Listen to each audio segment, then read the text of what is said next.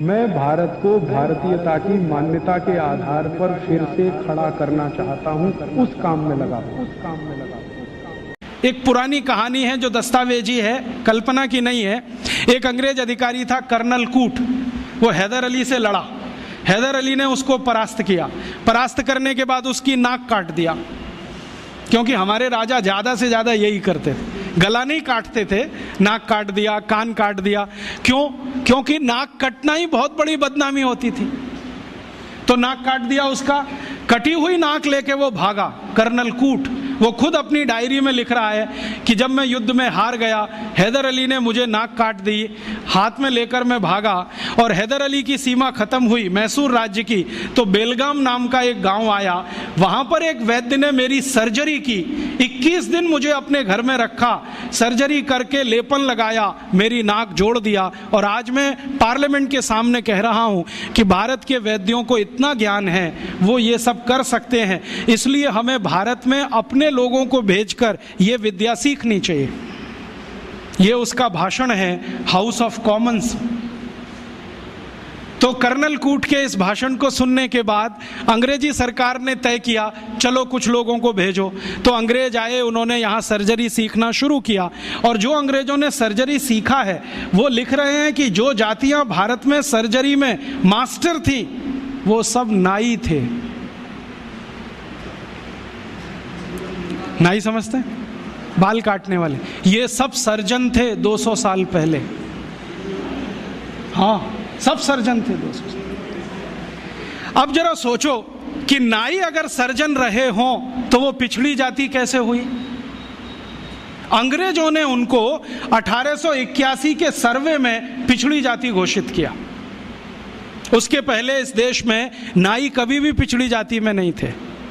1881 में सेंसस हुआ सबसे पहला, और आज तक वो चल रहा है, हर 10 साल में होता है जनसंख्या का गणना। अंग्रेजों ने पहली गणना में नाइयों को पिछड़ा वर्ग में डाल दिया। और एक अंग्रेज कहता है कि ये अच्छा ही है, क्योंकि ये विद्या में इतने ऊंचे हैं, अगर इनको नीचे नहीं लाओगे ये गुलामी कभी स्वीकार नहीं करेंगे। और आज हमारी सरकार भी उनको पिछड़ा ही कहती है।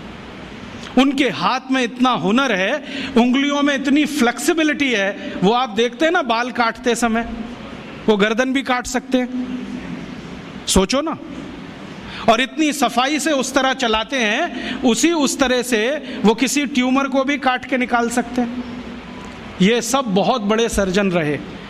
और आज से 200 साल पहले के दस्तावेज बताते हैं कि कांगड़ा और उसके आसपास, कुर्ग और उसके आसपास, मैसूर और उसके आसपास जितने सर्जरी सिखाने वाले केंद्र थे, उन सब के आचार्य नाई ही थे जातियों। ये सब सर्जन थे। और इन्होंने जो सर्जरी सिखाई है वो हिंदुस्तान के गांव-गांव फैलाई। फिर अंग्रेजों ने क्या किया, ये जो सर्जरी सिखाने वाले केंद्र थे, इन सबको गैर कानूनी घोषित कर दिया।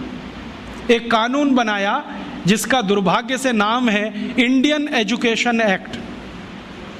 उसमें इंडियन कुछ भी नहीं है, नाम उसका इंडियन एजुकेशन एक्ट। उस कानून में उन्होंने ये तय किया कि भारतीय विद्याओं को सिखाने वाले जितने भी केंद्र हैं वो सब गैर कानूनी हैं। तो उन पे ताले डलवाए गए, नहीं डाले तो मरवाया गया, उनको आग लगवाई गई, कितने लोगों को जिंदा जला दिया। वो कहानी सुने तो आपकी आंखों से आंसू निकल आए। ये अत्याचार 100 साल हुआ, उसमें ये विद्या खत्म हो गई। और फिर बेईमान अंग्रेजों ने क्या किया कि यहाँ से सर्जरी सीखा और उनके अपने रिकॉर्ड्स में वो सब है। हिंदुस्तान को ये बताया कि देखो हम तुम्हें वापस सिखा रहे हैं। और यहाँ से सर्जरी सीखकर जो डॉक्टर बने लंदन में, उन्होंने fellow of the royal society की स्थापना की, जिसमें डिग्री लेने के लिए आज हमारे डॉक्टर जा रहे हैं। और उस प्रमाण पत्र को लाके दरवाजे पे बड़ा टांगते हैं। मैं देखो FRS, उसमें शहद लगा के चाटो तो विटामिन C भी ना मिले।